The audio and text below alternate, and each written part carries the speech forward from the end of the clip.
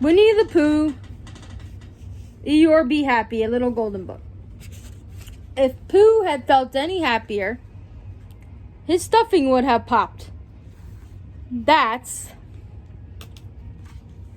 the sort of day it was in the 100-acre wood. Fluffy white clouds were keeping the sun completely chirping were keeping the sun company. Chirping birds were keeping the trees company. And Piglet was keeping Pooh company on the path to Pooh Stick's bridge. A fine day for playing Pooh Sticks, Pooh said, bending over to pick up a small branch. A perfect day, Piglet agreed, finding a stick for himself. Holding their Pooh Sticks, the two friends hurried onto Pooh Stick's bridge.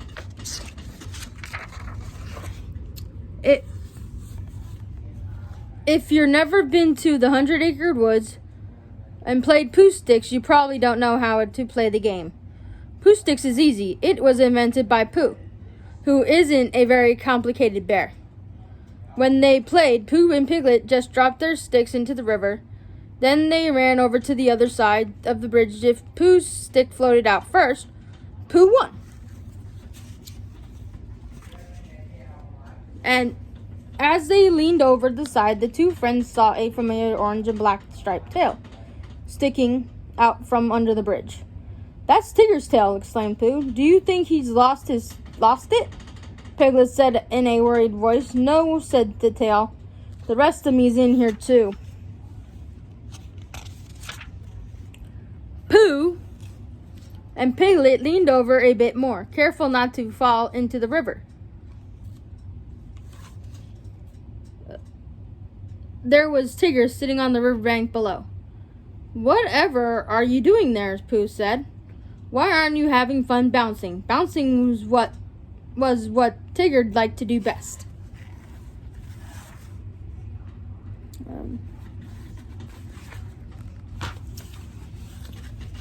Eeyore spoiled everything, Tigger announced. "He said that nice weather like this is earthquake weather. He said that the 100-acre wood would probably have an earthquake today. I'm staying under this bridge until it's over. And you better do better too."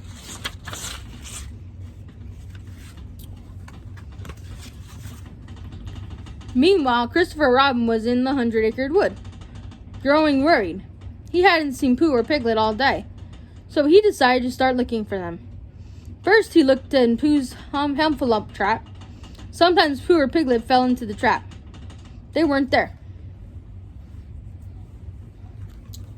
Then, Christopher Robin went to the rabbit's house. Pooh and Piglet often went there for lunch, whether Rabbit invited them or not. But Rabbit said he hadn't seen either of them all day. Finally, Christopher Robin found them sitting under Pooh Stick's bridge. They had been sitting there a long time. When Pooh told him what Eeyore had said about earthquake weather, Christopher Robin laughed.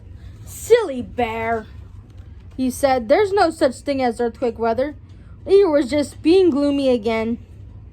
"I could have been bouncing all day," Tigger said grumpily. "And Pooh and I could have played Pooh Sticks all day," Piglet said. "Bother," said Pooh, who had missed his lunch because of Eeyore.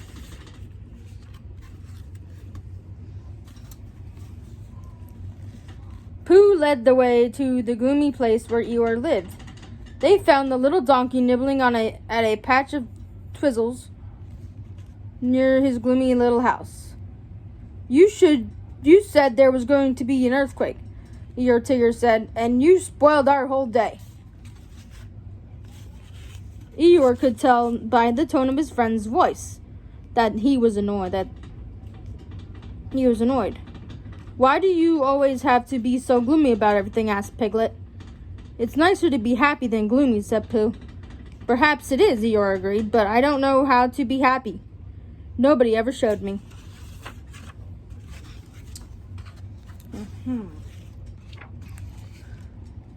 "It's easy to be happy," Tigger cried. "Just follow me." Tigger started bouncing off across Eeyore's gloomy place. Everyone took a few practice bounces, then bounced off behind Tigger. Feeling very happy, Tigger bounced higher and higher. Look out, Christopher shouted, but it was too late. Tigger and Eeyore bounced right into a big, swampy mud puddle. I don't think bouncing makes me happy, said Eeyore, as everyone helped the bouncers from the puddle. Then come with me, said Pooh. I'll show you what makes me happy.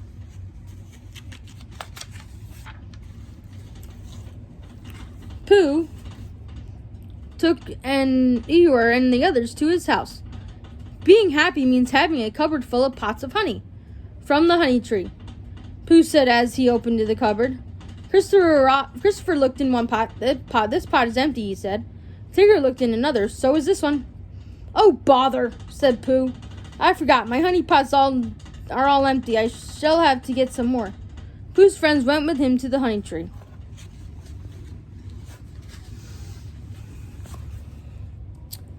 Pooh explained how to get honey from the honey tree. It's simple. It's simply a matter of climbing up and taking the honey from the bees. He told Eeyore, try it. He boosted Eeyore up to the first branch. Now just keep climbing until you see the place where the bees keep the honey. Pooh said. Everyone looked scared. Christopher said to him, don't worry. If you slip, we'll catch you.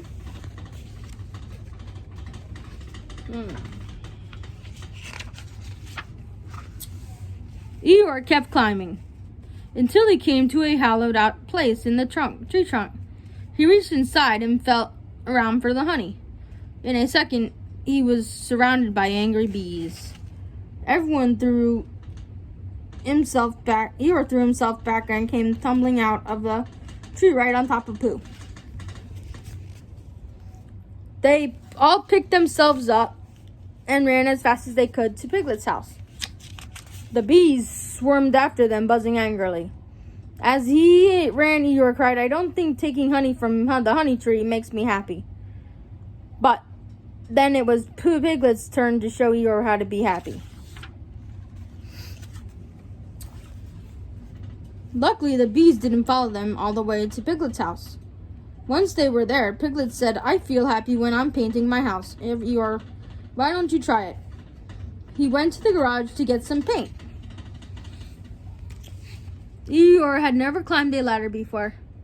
Piglet tried to hold the ladder to keep it from shaking, but Piglet was small and the ladder was big, and Eeyore was shaky.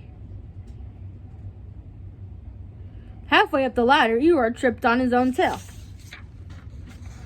Christopher and Tigger saw the ladder sway and tried to grab it, but Eeyore toppled over right on top of the spilled paint. I don't think house painting makes me happy, Eeyore said, dripping with paint. His friends helped him to his feet and tried to wipe him off. Thank you anyway, said Eeyore. Thank you for trying to show me how to be happy. He slowly headed off toward his gloomy home in the gloomy place.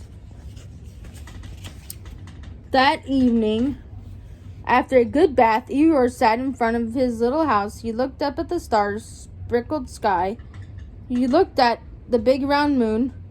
Hurricane weather, he said to himself gloomily. One day of happiness was enough. It was good to be gloomy again.